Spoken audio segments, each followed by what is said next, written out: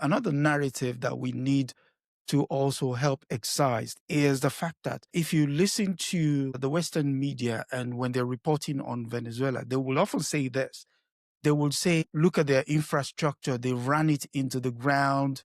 They can't even maintain their own stuff. How are you going to maintain it when you literally had sanctions on Venezuela since 1998? I repeat, you've had sanctions on Venezuela since 1998. How do you expect the country to go out knowing that they use the international currency, which is the dollar, which the U.S. Treasury, through said sanctions, holds over the head of anybody that deals with them? So how do you go out and buy anything?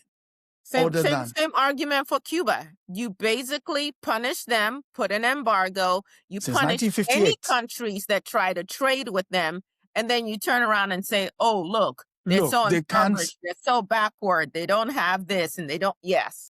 So you begin to see... As though America, if there was an embargo on America for even one Christmas, how many of the gifts that you got, that you bought, that you gave were made in this United States? And if you couldn't import, right now, the CEO of Ford is saying that they have over 5,000 mechanic jobs. They are offering $120,000 for those jobs, and they cannot find Americans to fill those jobs. There you go. So if there's an embargo, you can't bring in your steel, you can't, all the things that America purchases, how long will it take for America's infrastructure as well to become outdated and backward? I mean, it already is in many places, which is why Biden had the infrastructure bill, but we're not going to argue that today. Now, and also going back to when you mentioned the European Union has largely been silent, with the exception of Spain, and even Spain qualified it.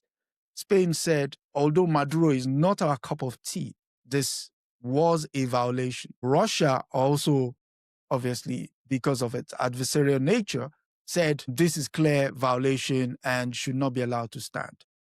But I am curious about the United Kingdom government, which went out of his way to actually help them stop a ship that was laden with oil leaving Venezuela, and stopping said ship in the middle of the sea.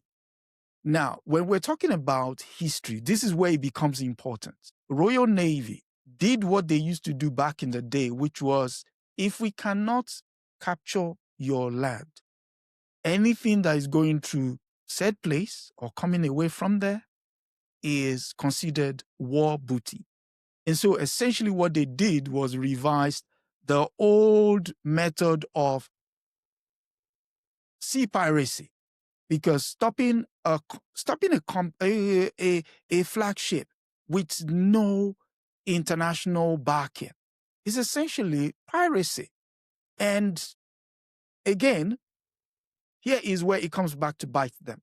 The moment Trump started talking about Greenland, which, as regions will have it, is essentially part of Denmark, the EU then got a bit of backbone and said, we're standing with Denmark.